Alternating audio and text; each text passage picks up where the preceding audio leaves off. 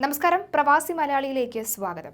ഒട്ടുമിക്ക ഗൾഫ് രാജ്യങ്ങളും കോവിഡ് വ്യാപനത്തിന്റെ നാളുകൾ പിന്നിട്ടപ്പോൾ നിയന്ത്രണങ്ങളെല്ലാം തന്നെ നീക്കിയിരുന്നു. എന്നാൽ കാത്തിരുന്ന പ്രവാസികൾക്ക് കനത്ത തിരിച്ചടി നൽകുന്ന തീരുമാനമാണ് അധികൃതർ ഇപ്പോൾ കൈക്കൊള്ളുന്നത്. പ്രവാസികളെ പുറത്താക്കി സ്വദേശികൾക്ക് തൊഴിൽ നൽകുന്ന സ്വദേശിവൽക്കരണം എന്ന പ്രക്രിയ കടുക്കുകയാണ്. സൗദി, കുവൈറ്റ് ഉൾപ്പെടെയുള്ള രാഷ്ട്രങ്ങൾ ഘട്ടം ഘട്ടമായാണ് ഈ പ്രക്രിയ പ്രവർത്തനമാക്കുന്നത്. ഇപ്പോഴിതാ കുവൈറ്റിൽ നിന്നും മറ്റൊരു വാർത്തയാണ് പുറത്തുവരുന്നത്. പദ്ധതികളിലൂടെയും ബിസിനസ് കരാറുകളിലൂടെയും സ്വകാര്യ മേഖലയിൽ കുവൈറ്റ് സ്വദേശികളായ തൊഴിലാളികൾക്ക് ജോലി നൽകാനുള്ള തീരുമാനത്തിൽ അധികൃതർ ഒപ്പുവെച്ചു. പൊതുമരാമത്ത് മന്ത്രി, വൈദ്യുത ജലം, പുനരുപയോഗ ഊർജ്ജ മന്ത്രി എഞ്ചിനീയർ അലി അൽ മൂസ എന്നിവരാണ് പുതിയ തീരുമാനത്തിൽ ഒപ്പുവെച്ചതെന്ന് അൽ ഖബാസ് ഡെയിലി റിപ്പോർട്ട് ചെയ്തു. 25% കുറയാതെ കുവൈറ്റ് ജീവനക്കാരുടെ എണ്ണം ഉയർത്തണമെന്ന് അലി മൂസ ആവശ്യപ്പെട്ടു.